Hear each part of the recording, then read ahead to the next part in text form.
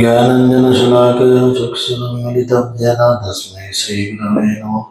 नमो विष्णुपादाय कृष्णपृष्ठाय भूतले श्रीमते जयपताकाय स्वामिनिति नामिने नमाचार्यपादाय निताय कृपाप्रदायिने गौरगदाधामुदाय नगरग्रामकारिणे नमो विष्णुपादाय कृष्णपृष्ठाय भूतले श्रीमते भक्तिवेदान्त स्वामिनिति नामिने नमस्ते सरस्वती देवे गौरवाणी प्रचारिणे निर्विशेष शून्यवादे पश्चात्तदेशतारिणे जय श्री कृष्ण चैतन्य प्रभु नित्यानंद श्री अद्वैत गदाधर शिवासादि गौरभक्तवृंद हरे कृष्णा कृष्णा कृष्णा हरे हरे हरे राम राम राम हरे हरे।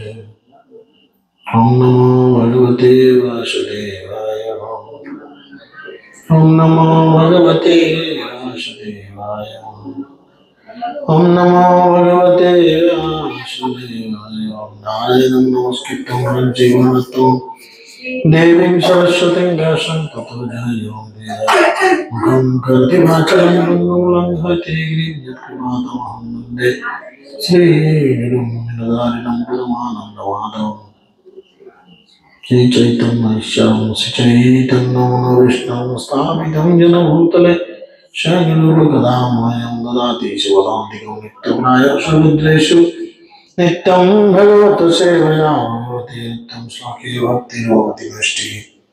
जय श्री कृष्ण चैतन्य प्रभु नित्यानंद श्री अद्वैत गदाधर शिवासादि गौर भक्तवृंद। हरे कृष्णा कृष्ण कृष्ण हरे राम हरे राम।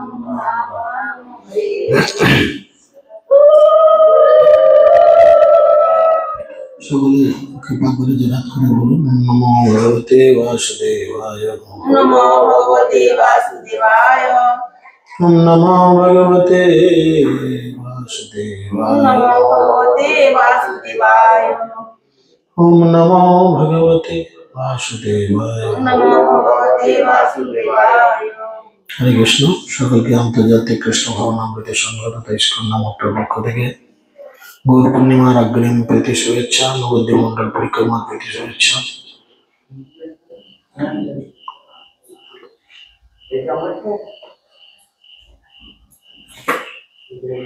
কি আলোচনা হয়ে বলুন?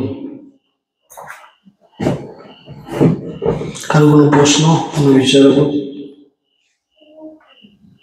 ওই জয়দেবের ভগবান তো সেই লিখে রেখে গেছিল এটা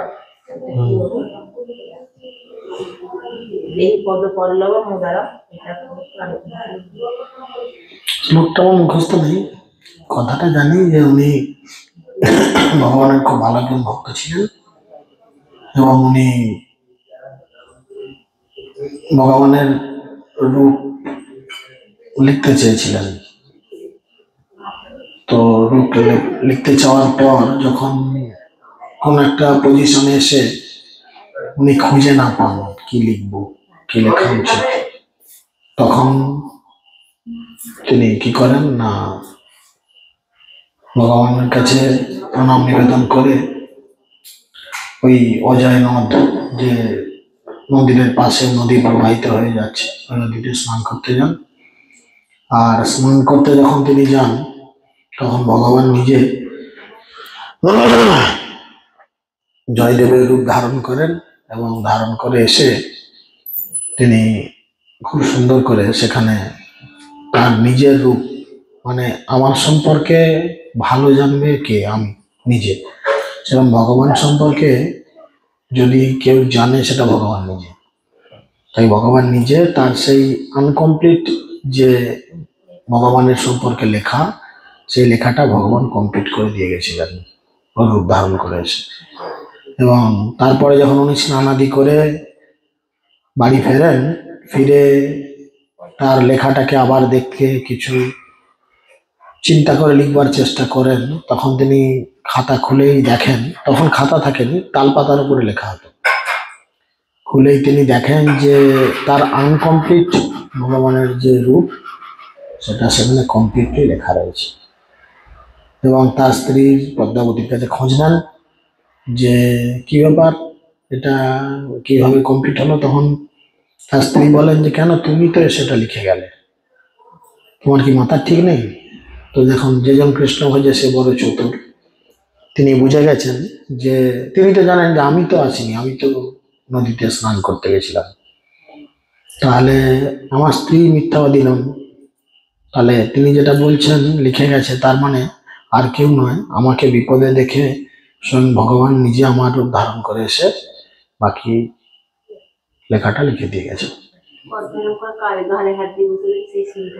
তিনি অবাক হয়ে গেছেন, তিনি দেখে অবাক হয়ে গেছেন। মানে তিনি কেন অবাক হয়েছেন না, তিনি গালে হাত দিয়ে ভাবছেন যে আমি ভগবানকে এত কাছে পেলাম, অথচ আমি ভগবানকে বুঝতে পারলাম না। দর্শন তো করেছেন, আমি বুঝতে পারলাম না ভগবান আসলো।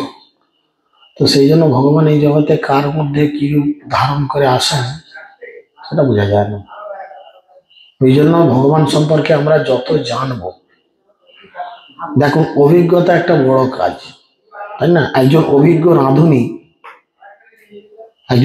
রাঁধুনি তার কাছে মশলাপাতি রেখে দিলে, খুন্তি হাতে নিয়ে কড়ায় ধরলেই সে বলে দিতে পারবে যে তরকারিটা কতজনের হবে, 5 জন খাবে কি 10 জন খাবে কি 100 জন খাবে। হুম। সেরকম যারা অভিজ্ঞ পেটুক আমার মতো, তারা কিন্তু খাবারের গন্ধ শুকে বলে দিতে পারবে যে তরকারিটা কেমন টেস্ট হতে পারে। তরকারির কালার দেখে তাদের একটা আইডিয়া থাকে, কারণ তারা খেতে খেতে অভ্যস্ত। সেরকম উনি যেহেতু ভগবানকে সামনে পেয়েছেন অথচ চিনতে পারেন, এটা ইঙ্গিত দিচ্ছেন কি ভগবান সম্পর্কে যদি ওনার মানে বেসিক আইডিয়া আরো বেশি থাকতো তাহলে এই ভুলটা আমার হতো না।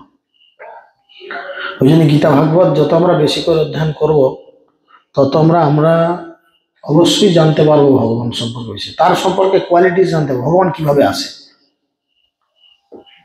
এই যে লোকে, আপনারা অনেকেই কাহিনী শুনেছেন, জমিদার সুবুদ্ধি রায় তাকে জোর করে সেই করওয়ার জল খাইয়ে মুসলমান করে দিয়েছিল হোসেন শাহ। হাজার লোকে তো হাজার কথা বলেছিল, তিনি পাপ করেছেন, তাকে ধর্মচ্যুত করা হয়েছে, কিন্তু তিনি ফিরতে চান, এই জীবনেই ফিরতে চান। পরের জীবনে কে হবে কে দেখতে যাচ্ছে? মানুষ জীবন পাবো কি কুকুর ছাগলের জীবন পাবো কি না পাবো, কোনো গ্যারান্টি আছে? তাহলে মহাপ্রভু তাকে প্রায়শ্চিত্ত, পাপের প্রায়শ্চিত্ত বিধান দিয়েছেন। পাপের সব থেকে প্রায়শ্চিত্ত কি বলেন? ভাগবতমের 6ষ্ঠ স্কন্ধে এর বর্ণনা রয়েছে।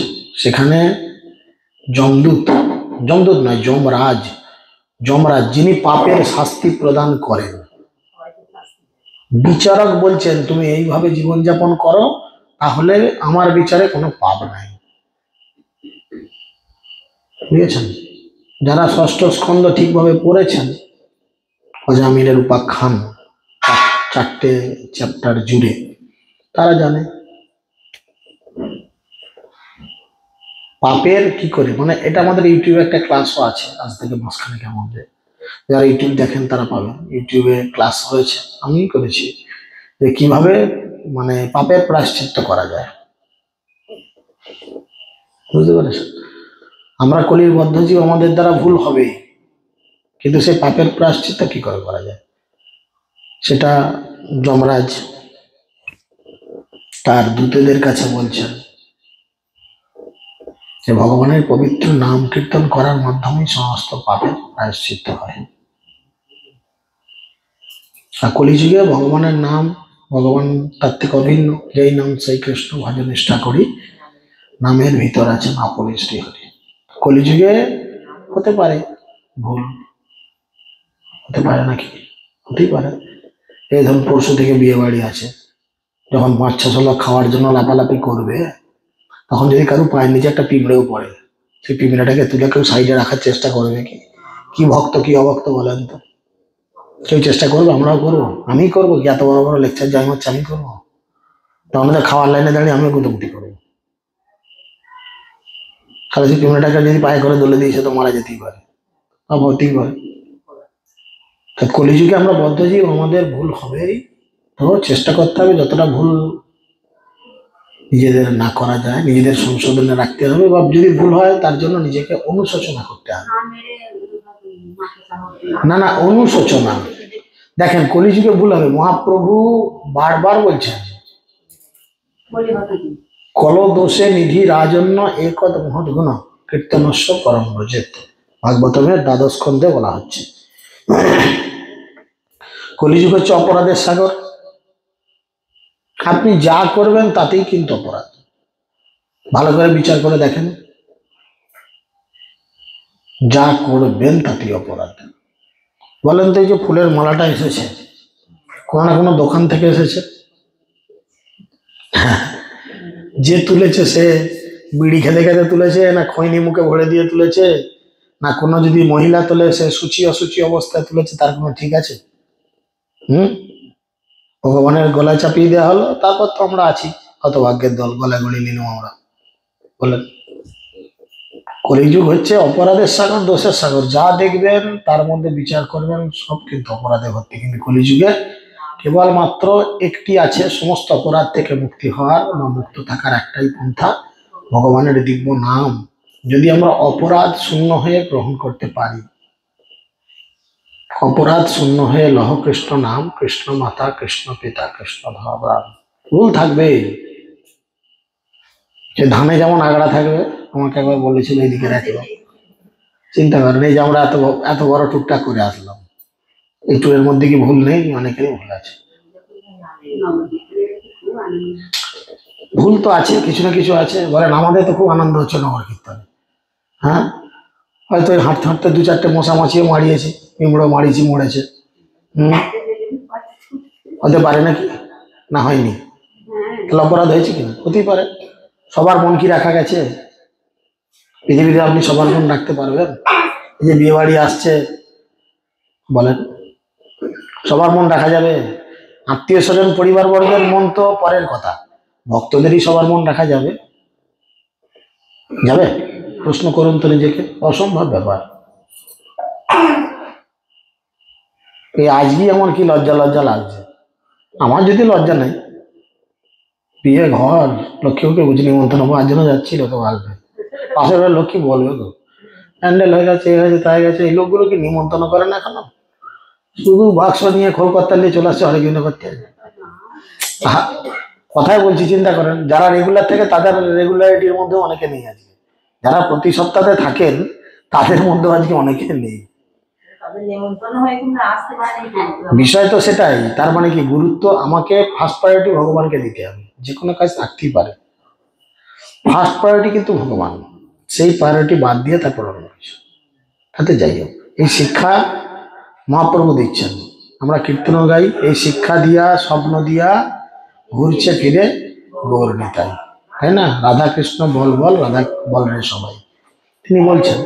তো আমরা সেই শিক্ষা কতটা গ্রহণ করছি, বুঝতে পারছেন? তাই ওই যে এলাকা, ওই এলাকাকে কেন ধাম বলছে না? যেখানে ভগবান তার চরণ রেখেছেন, ভগবানের চরণের স্পর্শ যে জায়গায় হয়েছে সে জায়গা হচ্ছে ধাম। ধাম মানে হচ্ছে বাড়ি, ভগবানের বাড়ি। তাহলে ওই এলাকা ভাঙাচোরা হতে পারে, গ্রাম্য পরিবেশ হতে পারে, চতুর্দিকে এদিক ওদিক নোংরা থাকতে পারে, হতে পারে, মেবি হতে পারে, কিন্তু আমাদের নজর কেন নোংরার দিকে যাবে?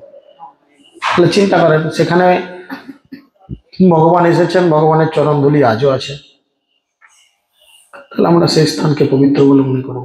তো সেই জন্যই ভাগবতমের যখন ষষ্ঠ স্কন্ধ পড়বেন, দেখবেন ষষ্ঠ স্কন্ধে খুব সুন্দর করে তিনি বলেছেন। এই যে একটা আছে, মহারাজ অম্বরীশের চরণে দুর্বাসা মুনির অভিশাপ, এটা একটা আছে আপনার নবম চতুর্থ অধ্যায়, আপনার নবম স্কন্ধে রয়েছে। ওটা তো উদাহরণ রয়েছে, উদাহরণস্বরূপ, কিন্তু গোটা কাহিনীটা রয়েছে নবম স্কন্ধে, ভাগবতমের নবম স্কন্ধে তৃতীয়, চতুর্থ, পঞ্চম, পরপর 3টে অধ্যায়। অম্বরীশ মহারাজ কিভাবে ভগবত ভক্তি করতেন চিন্তা করেন। তিনি একাদশীর মতো একটি পবিত্র দিনে আসলেন, তিনি শিব ভক্ত ছিলেন। কেন? কৃষ্ণ ভক্তি ভক্তরা যারা ভক্তি জীবন করছে, সবাই যে 100 এটা ঠিক নয়, চেষ্টা করছে তাদের ইন্দ্রিয়গুলোকে কন্ট্রোল করার। কৃষ্ণ ভক্ত যারা, তারা চেষ্টা করছে নিজের ইন্দ্রিয়গুলোকে কন্ট্রোল করার, যদিও আমাদের ইন্দ্রিয়কে কন্ট্রোল করা খুব কঠিন, তাই না? তো সেই জন্য অম্বরীশ মহারাজ শুদ্ধ ভক্তি ভজন করছিলেন, কিন্তু দেখুন দুর্বাসা, তিনি অত বড় একজন সাধু হয়েও তিনি অম্বরীশ মহারাজের কাছে প্রসাদ ভিক্ষা চাইলেন। এরকম পজিশন যখন পড়লো, তখন কি হলো? সামান্য একটু জল অম্বরীশ মহারাজ পারণ সময় বলে মনে করে গ্রহণ করেছেন, তিনি করেছেন। না না, জল গ্রহণ করা মানে কোনো খাদ্য গ্রহণ নয়। চিবিয়ে যতক্ষণ না মুখে খাওয়া হয় সেটাকে খাওয়া বলে না। আমরা যদি বলি, বোকার মতো কথা বলি, জল খাচ্ছি, আপনি কি জল খেতে পারেন? কথা তো হচ্ছে জল পান করেছি। আমরা যদি ভুলভাল কথা বলি, এছাড়া তো তাই আমরা, এটাই জরুরি। ওই জন্যই তো বলছে কৃষ্ণ ভক্ত নিষ্কাম, অতএব সে শান্ত। কৃষ্ণ ভক্তের মনের মধ্যে সে জানে আমাকে খারাপই হোক ভালোই হোক, আপনি ভক্ত হয়েছেন মানে আপনার ভালো হোক খারাপ হোক, আচরণ ভালো হোক খারাপ হোক, পাপ হোক পূর্ণ হোক, এটার বিচার করার জন্য আছেন ভগবান। আপনিও করবেন না, আমিও করবো না, আরো 5টা লোক কেউ করবে না। এর বিচার করবেন ভগবান। শাস্তি দিলে তিনি দেবেন, পুরস্কার দিলে তিনি দেবেন। ভক্তদের এটা মানসিকতা হওয়া দরকার। অম্বরীশ মহারাজ কি দেখালেন যে দুর্বাসা মুনি আমার বাড়ির একজন গেস্ট, অতিথি, যেহেতু তিনি খাবার খাবেন বলেছেন, তিনি যখন এসেছেন আসার সাথে সাথে কি হয়েছে, তাকে যথেষ্ট সম্মান প্রদর্শন করা হয়েছে। আপনি স্নান করে আসুন, আমি দেখছি খাবার ব্যবস্থা করি। একসঙ্গে কত লোক নিয়ে এসেছিল বলুন? 10,000 লোক ছিল তার সঙ্গে। 10,000 লোক, মুখের কথা। 600 লোকের এরকম হিমশিম খাচ্ছে, 10,000 লোক হলে কি হবে চিন্তা করেন তো। সেই 10,000 লোক নিয়ে এসেছে, সে এই সব কাজ করবে। একাদশীর পরের দিনে পারণ পারণ প্রসাদ পাবে। টাইম পেরোচ্ছে থেকে তিনি জাস্ট মুখে 1 ফোঁটা জল নিয়েছেন। জলটা কিন্তু পারণের, এই যে আমরা উপবাস থাকি, গৌর পূর্ণিমায় বলে নির্জলা উপবাস সন্ধে পর্যন্ত, কিন্তু আমাদের সিনিয়র বৈষ্ণবেরা বা সাধুগুরু বৈষ্ণব বলেন কি, যে যাদের কষ্ট হয় তারা যদি জল খায় বা জল পান করে তাদের কোনো অপরাধ নেই। কারণ জল পান করলে উপবাস ভঙ্গ হয় না। বুঝতে পারছেন? জল যদি পান করা হয় বা লিকুইড এই ধরনের কোনো কিছু পান করলে কোনো উপবাস ভঙ্গ হয় না। সেই বিষয়গুলো বুঝতে হবে। সেই জন্য তিনি এই আচরণ শাস্ত্র সিদ্ধান্ত যে করেছেন, কিন্তু তিনি রেগে গিয়ে কি করেছেন, তাকে অভিশাপ দিয়েছেন। অভিশাপ শুধু নয়, তিনি রেগে গিয়ে কি করেছেন, নিজের মাথার যে পাগড়ি মানে চুল, শিব ভক্তদের যেমন উপরে থাকে না খোপার মতো বাঁধা, তার থেকে 2 গোছা চুল ছিঁড়েছেন। ছিঁড়ে একটা বড় রাক্ষস বানিয়ে দিয়েছেন। বিশাল বড় চেহারার একটা রাক্ষস তৈরি হয়ে গেছে। আর তাকে নির্দেশ দিয়েছে, যাও রাজাকে শেষ করে দাও, ফিনিশ। কিন্তু অম্বরীশ মহারাজ সর্বতভাবে ভগবানের চরণে নিজের জীবন সমর্পিত ছিল। তিনি জানতেন যত বিপদ আসুক আমাকে কৃষ্ণ রক্ষা করবে। দেখুন, সরঙ্গ শরণাগতির এটা একটা মহান ভাব। আমরা ভক্ত হতে চেষ্টা করছি, কিন্তু মনে আমাদের সন্দেহ আছে। বুঝতে পেরেছেন? রক্ষা করবে তো, হবে তো, যাবে তো, খাবো তো, এই তো শুধু জিজ্ঞাসা ছিল। চিন্তা করেন, আমাদের যদি এই বিশ্বাস থাকে কৃষ্ণ আমাকে রক্ষা করবে, কৃষ্ণ রক্ষা করবে, অবশ্যই করবে। কৃষ্ণ দায়িত্ব সেটাই। কৃষ্ণ নিজে বলছেন, নমে ভক্ত প্রণশ্যতি, তুমি দীপ্ত কণ্ঠে ঘোষণা করো অর্জুন, আমার ভক্তের কখনো বিনাশ হয় না। হাজার লোকে হাজার ভাবে চেষ্টা করবে আপনাকে বিনাশ করার জন্য, হাজার লোকে হাজার ভাবে আপনাকে বদনাম করার, মানে ভগবানের সেবা করতে যাতে না পারেন সেই জন্য হাজার ভাবে তারা চেষ্টা করবে।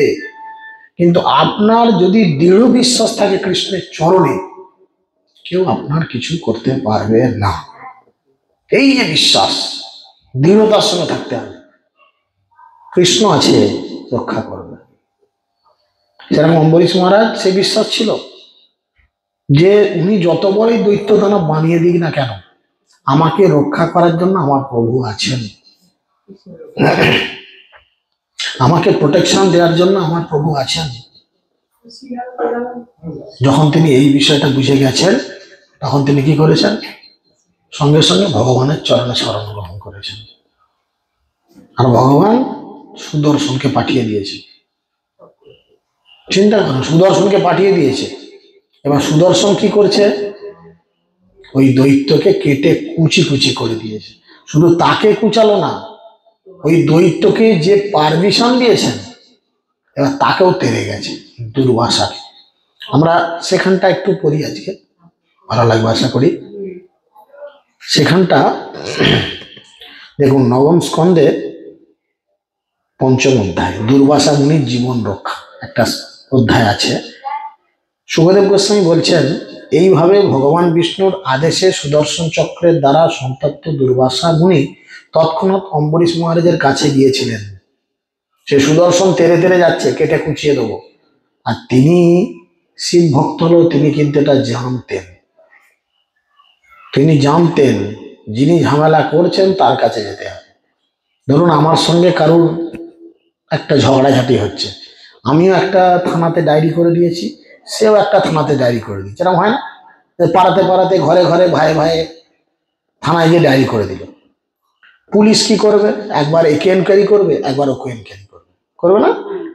পুলিশ, আমরা যদি নিজেদের মধ্যে নিজেরা একটু মুখ শোকাশোকি করে নিই তাহলে কিন্তু কেসটা বাড়াবাড়ি হবে না। আর যদি না করি, পুলিশ থেকে যাবে কোর্টে, কোর্টে বিচারক, উকিলের যারা নানা রকম প্রশ্ন মানে জর্জরিত ইত্যাদি হয়ে জীবন হবে কালীপদ, তাই না? তাই দুর্বাসা মুনি কি করেছেন? বুঝে গেছেন যে ভগবানের কাছে গিয়ে আর কোনো লাভ নাই, কারণ আমি ভগবানের ভক্তের চরণে অপরাধ করেছি। এখানে ভগবানের রুলস অনুযায়ী ভগবান আমাকে বাঁচাবে না। তাই তিনি কি করেছেন? অম্বরীশ মহারাজের কাছে ছুটে গিয়েছেন এবং অত্যন্ত দুঃখিত চিত্তে তিনি তার চরণে পতিত হয়ে তার চরণ যুগল ধারণ করেছেন। দুর্বাসা মুনি গিয়ে অম্বরীশের পা দুটো ধরে ফেলেছেন। দুর্বাসা মুনি তখন তার চরণ স্পর্শ করায় অম্বরীশ মহারাজ অত্যন্ত লজ্জিত হলেন। ভক্তদের মানসিকতা কেমন হওয়া উচিত এখানে শিক্ষা দিচ্ছেন। দেখা গেল হয়তো আমি আপনার চরণে কোনো ভুল করেছি, আপনি বুঝতে পেরেছেন, আমিও সেটা বুঝেছি, না আমি তো মাতাজির চরণে বা প্রভুর চরণে ভুল করেছি। আমি এতে কি আপনার পা দুটো ধরে সবার সামনে বলছি, মাতাজি আমার ভুল হয়েছে, ক্ষমা করুন। আপনার মানসিকতা এরকম হওয়া উচিত কখনই নয়। দেখলি এদিক ওদিক ঘুরে ফিরে সেই তোমার পায়ে এসে বলি, অনেকের মানসিকতা এরকম থাকে। তো ভক্তদের এটা মানসিকতা উচিত নয়। কারণ দেখুন, ভক্তি জীবনটা বারবার বলছে এটা হচ্ছে ধারালো ব্লেডের উপর দিয়ে যাওয়ার মতো জীবন। এখানে আমি যদি আপনার চরণে ধরে অপরাধ প্রার্থনা করি, ক্ষমা প্রার্থনা করি, আপনি যদি আমাকে অপরাধ ক্ষমা নাও করেন, আমি সেই অপরাধের জন্য যে শাস্তি পেতাম সে শাস্তি এখন আপনি পাবেন, আমি আর পাবো না। ঘুরে উল্টে আপনাকে ভুগতে হবে। এটা হচ্ছে বৈষ্ণব ফিলোসফি। তাই কখনো কোনো ভক্ত কারোর অপরাধ নেয় না, সে যত বড় ভুলই করুক, যত বড় শাস্তি দিক, নেওয়া উচিত নয়। কারণ নিলেই জানবেন আমি বেঁচে গেলাম। আমি আপনার চরণে প্রার্থনা করলাম, পা না ধরেও দূর থেকে হাত জোর করে প্রার্থনা করলাম যে আমার ভুল হয়েছে, ক্ষমা করুন। আমি তো অনুতপ্ত, আমি প্রার্থনা করবো। অনুতপ্ত বড় মানে বড় আপনার ক্ষমার একটা জায়গা হয়ে গেলাম, আমি ক্লিয়ার হয়ে গেলাম। এবার এই অপরাধটা যদি আপনি আমাকে ক্ষমা না করেন, তখন এই অপরাধের শাস্তি ভোগ করতে হবে আপনাকে। আপনি কিছু করলেন না, কিন্তু ভুল করলাম আমি ক্ষমা চেয়ে নিলাম, আপনি আমাকে ক্ষমা করলেন না, এবার আপনি ভাববেন। লাগাও খেলা, বৈষ্ণব ফিলোসফি হচ্ছে।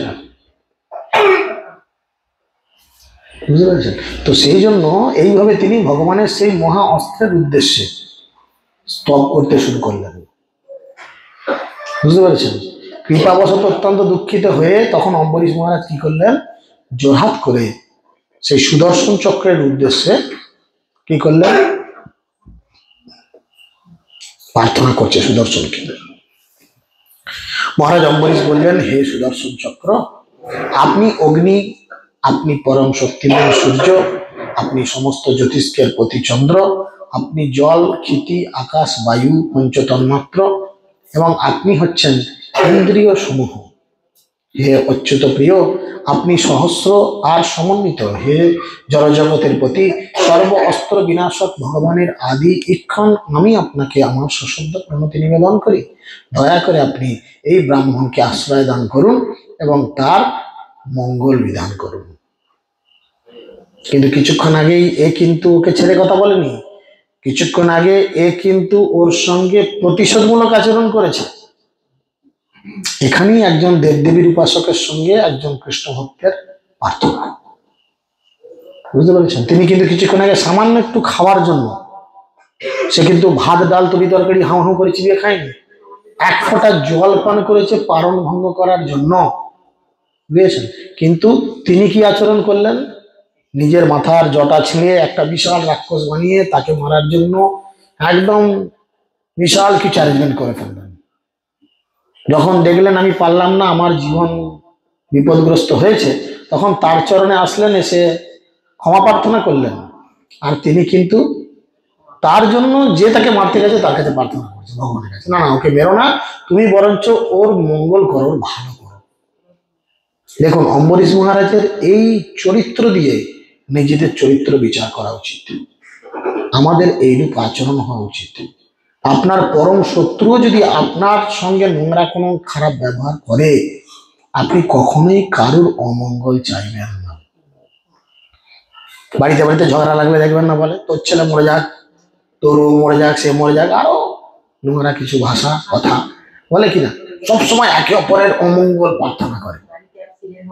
যাই হোক, অনেক কিছু আছে ভাষা। তো বিষয় হচ্ছে কি, দেখুন এইরকম আচরণ করা কখনো কিন্তু উচিত নয়। কারণ এই আচরণ কি হবে, আপনারই বিপদ। কারণ বৈষ্ণব ফিলোসফিটা সেরকম, এটা ঘুরে আপনার পেছনে হবে। তো সেই জন্য তিনি বললেন, এই ব্রাহ্মণকে আশ্রয় দান করুন।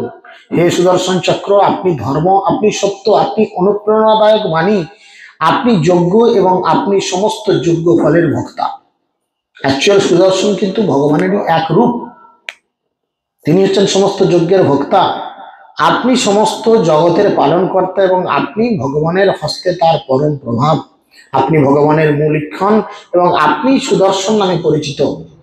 আপনারই কার্যের দ্বারা সবকিছু সৃষ্টি হয়েছে এবং তাই আপনি সর্বব্যাপ্ত। হে সুদর্শন, আপনি অত্যন্ত মঙ্গলময়, নাভি সমন্বিত এবং তাই আপনি সমস্ত ধর্মের ধারক এবং বাহক। অধর্মপরায়ণ আসরিক পক্ষে আপনি অশুভ ধূমকেতুর মতো, বাস্তব পক্ষে আপনি ত্রিভুবনের পালনকর্তা। আপনি চিন্ময়, জ্যোতি সমন্বিত, আপনি মনের মতো দ্রুতগামী, আপনি অদ্ভুত কর্মা। আমি কেবল নম শব্দটি উচ্চারণ করার দ্বারা আপনাকে আমার প্রণতি নিবেদন করি। এগুলো কিন্তু সব তেল মারছে। ভালো চাঁদা আদায় করতে গেলে যেমন একটা প্রতিষ্ঠানের মালিককে একটু তেল মারা হয়, তাই না? ক্লাবে আমাদের কালী পুজো মিলেতে গেছি চাঁদা আদায় করতে।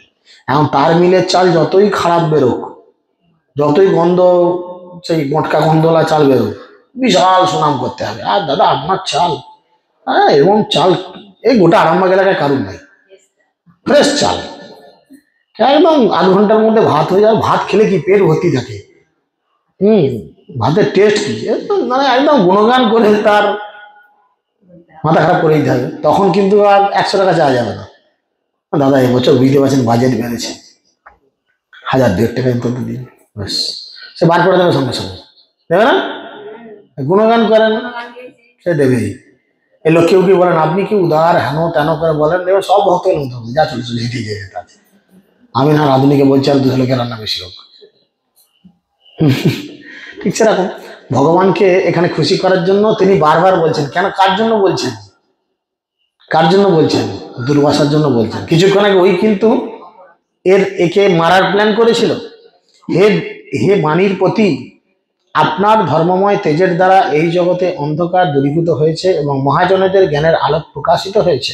বস্তুতপক্ষে কেউই আপনার জ্যোতি অতিক্রম করতে পারে না, কারণ প্রকাশিত অপ্রকাশিত, সূক্ষ্ম এবং স্থূল, উৎকৃষ্ট নিকৃষ্ট সবকিছু আপনার জ্যোতির দ্বারা প্রকাশিত রূপ। হে অজিত, আপনি যখন ভগবানের দ্বারা প্রেরিত হন, তখন দৈত্য দানব সৈন্যদের মধ্যে প্রবেশ করে তাদের বাহু, উদর, উরু, পদ, মস্তক নিরন্তর ছিন্ন করতে করতে যুদ্ধক্ষেত্রে বিরাজ করেন। হয়েছিল কিনা কুরুক্ষেত্রের যুদ্ধে এই ঘটনা ঘটেছিল কিনা? তার পরম সাক্ষী কে ছিল? কে ছিল? কুরুক্ষেত্রের যুদ্ধে ভগবানই যে সবকিছু করেছে, এর পরম সাক্ষী কে ছিল? বর্বরিক, তাই না? পরম সাক্ষী বর্বরিক। এই প্যান্ডেল হচ্ছে, ঝাড়বাতি টাঙানো হচ্ছে, বাজার হচ্ছে, মুদিখানা হচ্ছে, লোকে দেখছে, গাড়ি করে আনছে সে আনছে, কিন্তু করছে কে? নক্ষী। ক্যারামুদি মারছে কে? নক্ষী। কিছু করার নেই। ও হয়তো করছে না প্যান্ডেল, ও হয়তো ঝাড়বাতি নিয়ে মই নিয়ে ছুটছে না, কিন্তু কাউকে দিয়ে করাচ্ছে। সেরকম তিনি বলছেন যে আপনি যুদ্ধক্ষেত্রে প্রবেশ করছেন, করে কি করছেন? সবাইকে কুচি কুচি করছেন। মিক্সার গ্রাইন্ডারের মধ্যে গোটা টমেটো দিয়ে একবার ওই সুইচটা দিয়ে দিলে কি করে, ব্লেডটা একদম কুচি করে পেস্ট করে দেয়, তাই না? তো সুদর্শন চক্রটা হচ্ছে মিক্সার গ্রাইন্ডারের ভেতর ওই ব্লেডটার মতো। বলছে আপনি এসে সবাই কেরাম করে দিয়ে যুদ্ধক্ষেত্রে বিরাজ করছেন। হে ভগবান, আপনি সর্বশক্তিমান, অস্ত্ররূপে খল ও শূদ্রের বিনাশ করার জন্যই নিযুক্ত হয়েছেন। আমাদের কুলের মঙ্গলের জন্য দয়া করে আপনি এই ব্রাহ্মণের মঙ্গল বিধান করুন। কারণ তিনি জানতেন তখন কলিযুক্ত নয়, বুঝতে পেরেছেন? তিনি জানতেন যে একজন ব্রাহ্মণের সঙ্গে যদি আমি দুর্ব্যবহার করি তাহলে কত বড় অপরাধ আচরণ হবে ব্রাহ্মণের সঙ্গে। এটা ভেবে আবার কেউ কাল থেকে যেন আবার গলায় গামছা দিয়ে বামুনের ঘরে চলে যাবে, কারণ কলিযুগে ব্রাহ্মণ কেউ নেই, কলিযুগে যা আছে এরা হচ্ছে কে, ব্রহ্মবন্ধু, তাই না? ক্ষত্রিয় বন্ধু যেমন ব্রহ্মবন্ধু, বুঝতে পেরেছেন? তাই সেই জন্য তিনি বলছেন যে আমাদের কুলের মঙ্গলের জন্য আপনি কি করবেন, এই ব্রাহ্মণের মঙ্গল করুন, তাহলে নিশ্চিতভাবে আমাদের সকলের প্রতি আপনার অনুগ্রহ করা হবে। আপনি যদি দয়া করতে চান, কৃষ্ণ তো তার ভক্তকে রক্ষা করার জন্য সুদর্শনকে পাঠিয়েছিলেন, তো আপনি যদি দয়া করতে চান, আমার প্রতি কৃপা করুণা করতে চান, তাহলে আপনি এই কাজটা করুন, কি, ওই ব্রাহ্মণকে রক্ষা করুন, তাহলে আমাদের কুলের মঙ্গল হবে। আমাদের বংশ যদি সৎপাত্রে দান করে থাকে, সৎকর্ম যোগ্য অনুষ্ঠান করে থাকে, সুষ্ঠুভাবে স্বধর্ম অনুষ্ঠান করে থাকে এবং তত্ত্বজ্ঞ ব্রাহ্মণেরদের দ্বারা পরিচালিত হয়ে থাকে, তাহলে আমি কামনা করি যে তার বিনিময়ে এই ব্রাহ্মণ যেন সুদর্শন চক্রের সন্তপ থেকে মুক্ত থাকে। ভক্তের মানসিকতা দেখেন, তার কত বড় ক্ষতি করতে হলো, কিন্তু তিনি কি বলেন যে আমার বংশের যদি কেউ প্রকৃত ব্রাহ্মণ দিয়ে কাজ করিয়ে থাকে, কারণ তখন সত্যিকারের ব্রাহ্মণ ছিল, তারা যা বলতেন তাই, এখনকালকার মতো নয় কিন্তু, বিড়ি টেনে চোয়াল ঢুকে গেছে কি খৈনি পিটিয়ে দাঁত ছপ পড়ে গেছে। তখন সেরাম ব্রাহ্মণ নেই, যজন যাজন পঠন পাঠন ব্রাহ্মণের যে কোয়ালিটিস, সেই কোয়ালিটিসের মধ্যে তারা বিচরণ করতেন, কিন্তু এখন সেই জিনিস নেই। তাই তিনি বলছেন যদি হয় তাহলে তার বিনিময়ে আপনি ব্রাহ্মণকে আপনার চক্রের এ থেকে রক্ষা করুন। অদ্বিতীয় পরমেশ্বর ভগবান, যিনি সমস্ত চিন্ময় গুণের আধার এবং যিনি সমস্ত জীবের আত্মা, যদি আমাদের প্রতি প্রসন্ন আপনি হয়ে থাকেন, তাহলে আমরা কামনা করি যে এই ব্রাহ্মণ দুর্বাসা মুনি যেন সমস্ত সন্তোষ থেকে মুক্ত হন। যদি আমরাও আপনার কোনো সেবা করে থাকি, চিন্তা করে দেখেন, একজন ভক্তই পারে এটা করতে, আর কেউ পারে না জগতে। একজন ভক্তই পারে মুহূর্তের মধ্যে তার জীবনে সবকিছু অন্য কারোর জন্য লিখে দিতে, এছাড়া আর দিতে কেউ পারে না। একটা স্বামী তার স্ত্রীর জন্য পারে না, একটা স্ত্রী তার স্বামীর জন্য পারে না, কিন্তু একটা ভক্ত একজন অন্য মানুষের জন্য মুহূর্তের মধ্যে যা কিছু করতে পারে। দেখুন, যখন গুরু মহারাজের শারীরিক অবস্থার খুব অবনতি হয়েছিল, কিডনি লিভার ট্রান্সপ্লান্টের সময়, তখন কত ভক্ত চেয়েছিল ফোন করে, আমি গুরু মহারাজকে কিডনি দান করব, আমি গুরু মহারাজকে লিভার দান করব, আমি আমার সব সুকৃতি গুরু মহারাজের চরণে অর্পণ করলাম ভগবানের কাছে। প্রার্থনা করেছিল কিনা? করেছিল কিনা? আমরা হয়তো অনেকে করেছি, বা আপনারা হয়তো অনেকে প্রার্থনা করেছেন। জব করার জন্য, মানে কি, জব করে যে ফলটা উৎপাদন হবে সেটা আমরা গুরু মহারাজের জন্য প্রদান করছি, সেটাই তো ভক্তরা পেরেছিল। কিন্তু একজন অভক্ত বলে 2 পয়সার ফাদার মাদার, মুদিখানা দোকানে যান, ব্যবসাদারের কাছে যান, কুসুম জুয়েলার্সে যান, বলে না না এটা 50 টাকা দিয়ে কিনেছি, 52 টাকা বিক্রি করছি, না না এটা 50 টাকা বিক্রি করা যাবে না, বলবেই। বহুপাত গীতায় বলছেন ব্যবসা করতে গেলে মিথ্যা কথা বলতেই হবে, নাকি রে? কিছু করার নেই, নাকি কিছু করার নেই। কিন্তু একজন ভক্তই পারে সাধারণ মানুষের মঙ্গলের জন্য সবকিছু দান করতে। অম্বরীশ মহারাজ দেখাচ্ছেন, দেখুন ভক্তের ক্যারেক্টার এরকম হওয়া উচিত। একটা খুব নগণ্য জন্তু পর্যন্ত একজন ভক্তের চরণে আশ্রয় পেয়ে নিজেকে মনে করবে আমি ওয়েললি প্রোটেক্টেড, আমি খুব ভালোভাবে সংরক্ষিত, আমার কোনো ভয় নাই। চিন্তা করেন, ভাববে কিনা? এটাই হচ্ছে বিষয়। অম্বরীশ মহারাজ সেটা দেখাচ্ছেন যে আপনি তাকে রক্ষা করুন। মহাশক্তিশালী যোগী দুর্বাসা মুনি সুদর্শন চক্রের আগুন থেকে মুক্ত হয়ে শান্তি লাভ তখন করেছিলেন, তখন তিনি মহারাজ অম্বরীশের সমস্ত গুণের প্রশংসা করলেন এবং তাকে পরম আশীর্বাদ প্রদান করলেন। এটা হচ্ছে আর একটা কোয়ালিটিস, এটা আর একটা কোয়ালিটিস। আপনার শত্রুকে কখন আপনি মিত্রে পরিণত করবেন, কখন বলেন তো? ধরেন এই আমার শত্রু, আমি যদি ওর নিয়ে দুর্নাম করতে থাকি, কোনোদিন আমাকে ভালোবাসবে, ভালো বলবে? ওর গুণগান করতে হবে, ওকে ভালো বলতে, ও কি খুব ভালো, আমার গোটা ঘর গোষ্ঠী 3 দিন ধরে নেমন্তন্ন করে এসেছে। চিন্তা করে বলতে হবে, এই ব্যাপার, দারুণ ব্যাপার। হ্যাঁ, খেতে যদি ভালো না হয় বলতে ছোলা কচুটা, এর মধ্যে ছোলা কচু কোথাও পাওয়া যায়, এ তো একদম মাখন মনে হচ্ছে বাবু। ও আপনি অনন্তকে রান্নার জন্য দিয়েছেন, এর থেকে বেটার রাঁধুনি পশ্চিমবঙ্গে নাই, এত ভালো সবজি করেছেন, বিরিয়ানি বানিয়েছেন, তরকারিগুলো পরে কি ঝামেলা করলো বউর কাছে। হ্যাঁ, এর থেকে ভালো বিরিয়ানি কেউ করতে পারে, এর থেকে যে সময় ভালো বিরিয়ানি করে সেটা বলা চলবে না, এতে আপনি যাবেন বিশাল ব্যাপার। ও তখন এক সময় বলে না না তাহলে ঠিকই আছে। প্রভু তো আমার দারুণ গুণগান করলো, তাহলে পরের মঙ্গলবার প্রভু আসুন। মেয়েজামি 8 মঙ্গল আসুক, আপনি 6 মঙ্গল আসুক, আপনাকে আগে খাওয়াবো। চিন্তা করেন। সেই জন্য তিনি যখন বললেন, এরম পজিশনে অম্বরীশ মহারাজের গুণের প্রশংসা আরম্ভ করলেন কে না দুর্বাসা, যে কয়েক মিনিট আগে কিন্তু তার পেছনে ওই রাক্ষস ছেড়ে দিয়েছে, মাথার জটা চুল ছিঁড়ে বিশাল বড় রাক্ষস করে যাও মেরে দাও, ছেড়ে দিয়েছে। তিনি এখন তাকে আশীর্বাদ, পরম আশীর্বাদ প্রদান করলেন। আমার দুর্বাসার মতো লোক কি আশীর্বাদ দিতে পারে একটু শুনুন। দুর্বাসা মুনি বললেন, হে রাজন, আজ আমি ভগবত ভক্তের মাহাত্ম্য দর্শন করলাম। চিন্তা করেন, অল্প করি না ভাবিও দাস হেন নাম, অল্প ভাগ্যে দাস নাহি করেন ভগবান। বুঝেছেন? খুব অল্প ভাগ্য করলে ভগবানের দাস বা দাসী হওয়া যায় না। ওই জন্যই বলছে একজন ভক্তকে কখনো অল্প করে ভাবা উচিত নয়। কানা হোক, খোঁড়া হোক, টেড়া হোক, বাঁকা হোক, কালো হোক, ফর্সা হোক, দেখতে ভালো হোক না হোক, পেট মোটা হোক, যেমনই হোক, বুঝতে পেরেছেন? যেমনই হোক, ভক্তকে কখনো ছোট করে ভাবা উচিত নয়। কেন না, তিনি বলছেন আগে ভক্তি পরে মুক্তি, পরে হয় কর্মবন্ধ নাশ, তবে সে হইতে পারে শ্রীকৃষ্ণের দাস।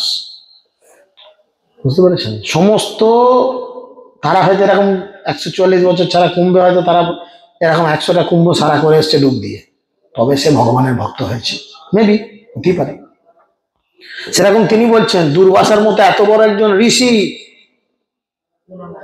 মানে ত্রিভুবন যার ভয়ে কাঁপতো, একদম পাওয়ারফুল ঋষি, ওরে বাপ রে বাপ, সে আজকে বলছে নিজের মুখে যে আজ আমি ভগবত ভক্তের মাহাত্ম্য দর্শন করলাম, কারণ যদিও আমি অপরাধ করেছি তবুও আপনি আমার মঙ্গলের জন্য প্রার্থনা করলেন। আমি অবাক, আমি তোকে এত আকথা কুকথা বলি, ঝাঁটা মারি, জুতো মারি, তবু তুই সেই আমার কাছেই পড়ে থাকিস। এটা কোন জন্তুর লক্ষণ বলেন তো? এটা কুকুর, এটা কুকুরের লক্ষণ। কুকুরকে লাথি মারুন, ঝাঁটা মারুন, ড্যাং পিটা করুন, ব্যাস একবার শুধু নামটা ধরে ডাকুন লালু, ব্যাস লালু ল্যাজ নেড়ে আপনার পায়ের কাছে এসে হাজির। ভক্তিবিনোদ ঠাকুর কেন কীর্তন বলছেন? সাধুগুরু বৈষ্ণব রিয়েলাইজেশন করেছেন, তারা বিভিন্নভাবে ভাষাটি আমাদের বোঝাতে চেষ্টা করেছেন। তুমি তো ঠাকুর তোমার কুকুর জানিয়া বলিহ মরে, তাই না? আমি তোমার কুকুর, আর আমি আমি আমি কি খাবো? কুকুর কি খায়? কুকুরে কি খায়? উচ্ছিষ্ট খায়। কাদের উচ্ছিষ্ট খায়? শুধু মালিকের? মালিকের ব্যাটার খাবে না?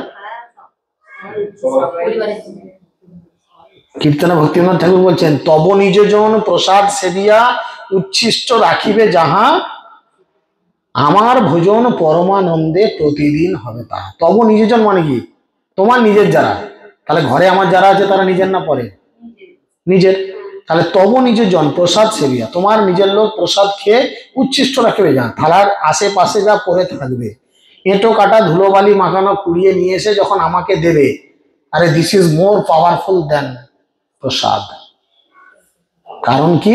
এটা হচ্ছে মহা মহাপ্রসাদ, ভগবানের প্রসাদ, ভক্তদের প্রসাদ।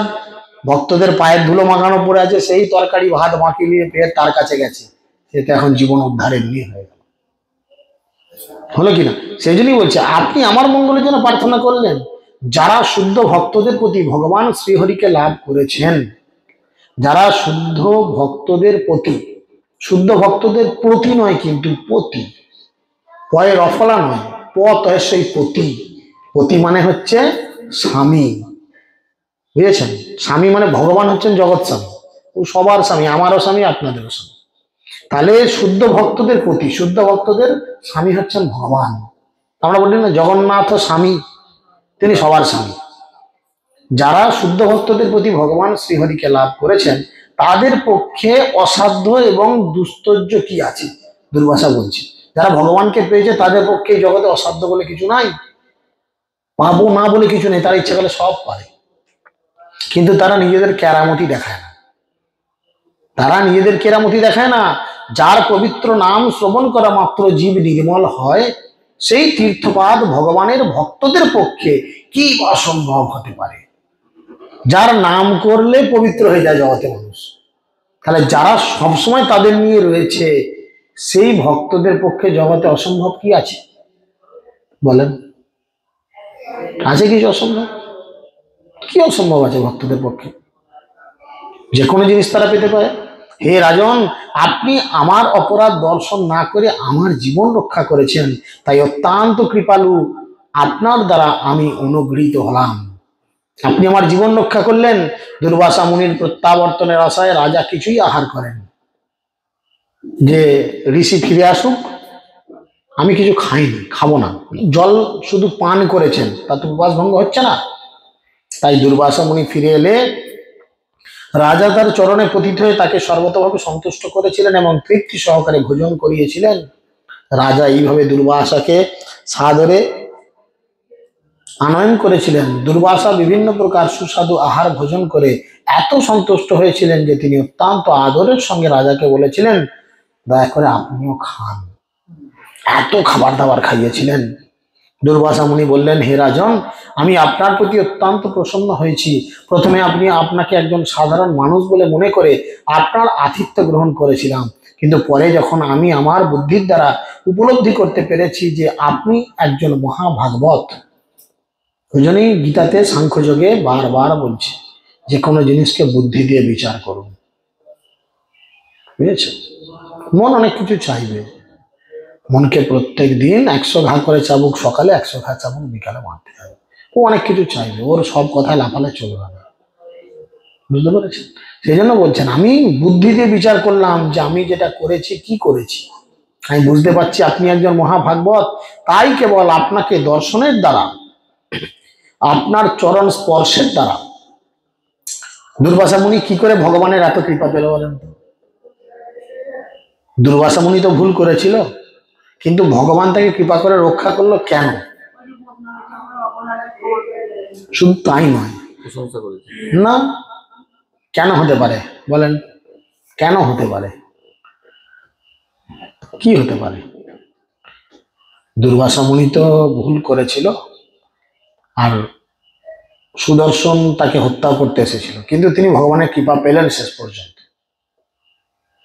এখানে অম্বরীশ মহারাজের একটা ক্রেডিট রয়েছে অবশ্যই, তিনি প্রার্থনা করে থামিয়েছেন ইত্যাদি ইত্যাদি, মানলাম। কিন্তু দুর্বাসা মুনিরও তো কিছু কেরামতি ছিল, যে কারণে তিনিই পেলেন, অন্য কেউ পেলেন না। সেটা কি বলেন? হ্যাঁ, ঘুমায়। তাহলে চিন্তা করছেন, ভাবছি যে কিভাবে হতে পারে। বলেন। মাথা তো হেভি নাড়া করেছে। বলেন বলেন, কি হতে পারে, আইডিয়া করেন। দেখুন, আমরা শুদ্ধ ভক্তি লাভ করার জন্য 3টে জিনিসের বড় প্রয়োজন: ভক্তপদ ধুলিয়ার, ভক্তপদ জল, ভক্ত উচ্ছিষ্ট, এই 3 সাধনের বল। দুর্বাসা ছলে বলে কৌশলে যেভাবেই হোক, তিনি প্রথমে এসে দর্শন করলেন অম্বরীশ মহারাজকে। দর্শনে পবিত্র করো এ তোমার গুণ। শুদ্ধ বৈষ্ণবকে দর্শন করলো, পবিত্র হয়ে গেল। গীতাতে ভগবান বলছেন, যাদের পাপ সম্পূর্ণরূপে দূরীভূত হয়েছে তারাই কেবল আমার কৃপা পাওয়ার যোগ্য। গীতা ভগবান বলছেন, বলছে কিনা? তাহলে দর্শন মাত্র তিনি পবিত্র হয়ে গেলেন। চরণ ধরলেন, আমাকে বাঁচাও, মেরে দেবে সুদর্শন। হলো কিনা? হলো কিনা? চরণ ধরা হলো কিনা? চরণটা ধরলো, বৈষ্ণবের চরণ ধরলো, কৃপা পেল। সেই জন্যই বলছে যে তাই কেবল আপনার দর্শনের দ্বারা, আপনার চরণ স্পর্শের দ্বারা এবং আপনার সঙ্গে কথাবার্তার দ্বারা আমি অনুগৃহীত হলাম এবং ভগবান আমাকে কৃপা করলেন।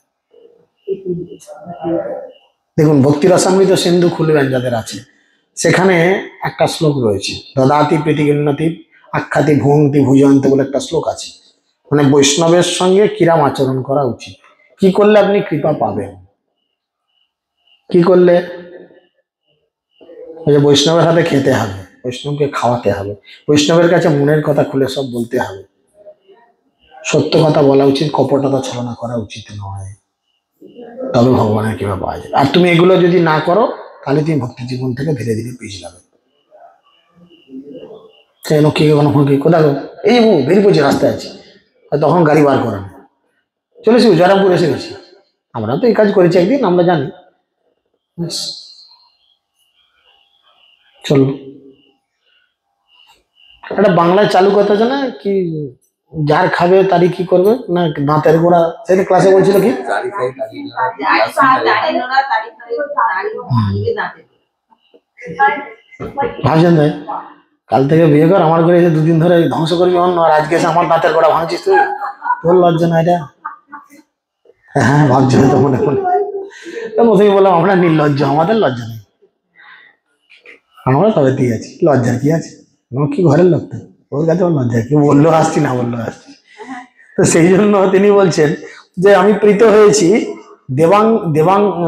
দেবাঙ্গনাগণ আপনার নির্মল কীর্তি অনুক্ষণ কীর্তন করবে। তিনি আশীর্বাদ করলেন যে সমস্ত দেবদেবীরা আপনার এই কথা কীর্তন করবে। তাই অম্বরীশ মহারাজের কথা আজকে ভাগবতমের স্থান পেয়েছে, আপনার আমার কথা কেন স্থান পায়নি? এবং এই পৃথিবীর মানুষেরাও আপনার পরম পবিত্র চরিত্র গ্রহণ করবে, লোকে বলবে অম্বরীশ মহারাজের মতো হ। শরীরের সব দিয়ে তিনি নববিধা ভক্তি সাধন ভজন করতেন, বুঝতে পেরেছেন? ছিল সুখদেব গোস্বামী বললেন, মহাযোগী দুর্বাসা সর্বতভাবে প্রসন্ন হয়ে রাজার অনুমতি গ্রহণ করে রাজার মহিমা কীর্তন করতে করতে আকাশ মার্গে ব্রহ্মলোকে গমন করেছিলেন। সেই ব্রহ্মলোকে কোনো নাস্তিক এবং শুষ্ক মনোধর্মী দার্শনিক নেই, তাই তিনি সেখানে পৌঁছালেন। মহারাজ অম্বরীশের কাছ থেকে দুর্বাসা মুনি চলে যাওয়ার পর থেকে ফিরে আসা পর্যন্ত 1 বছর অতীত হয়েছিল। রাজাও ততদিন কেবলমাত্র জলপান করে উপবাস করেছিলেন, বুঝতে পেরেছেন? এবং 1 বছর পর দুর্বাসা মুনি যখন ফিরে এসেছিলেন, তখন মহারাজ অম্বরীশ তাকে অত্যন্ত পবিত্র নানাবিধ অন্ন ভোজন করিয়েছিলেন এবং তারপর স্বয়ং ভোজন করেছিলেন। রাজা যখন দেখলেন ব্রাহ্মণ দুর্বাসা দগ্ধ হওয়ায় মহা বিপদ থেকে তিনি মুক্ত হয়েছেন, দগ্ধ হয় মানে মনে মনে অনুতপ্ত করেছে আমি ভুল করেছি, এটা হচ্ছে সব থেকে বড় প্রায়শ্চিত্ত। অনুতপ্ত হওয়া, নিজের মনে মনে এটা আমি ঠিক করিনি, এই যে ভুল করে তিনি বললেন মহাবিপদ থেকে তিনি মুক্ত হয়েছেন, তখন ভগবানের কৃপায় তিনি বুঝতে পেরেছিলেন যে তিনি অত্যন্ত শক্তিশালী। দুর্বাসা বুঝলেন যে আমার শক্তি রয়েছে, কিন্তু আমি এই শক্তির অপব্যবহার করছি। আমার বুদ্ধি আছে, আমার গলায় সুর আছে, হ্যাঁ, আমার ঠোঁটে জাদু আছে, আমি যদি বাঁশিটাকে মুখে নিয়ে একটু ফুঁদি সুন্দর সুর বেরোবে, কিন্তু এই ঠোঁট বাঁশিতে না ফুঁদি আমি বিড়িতে টানমাচ্ছি।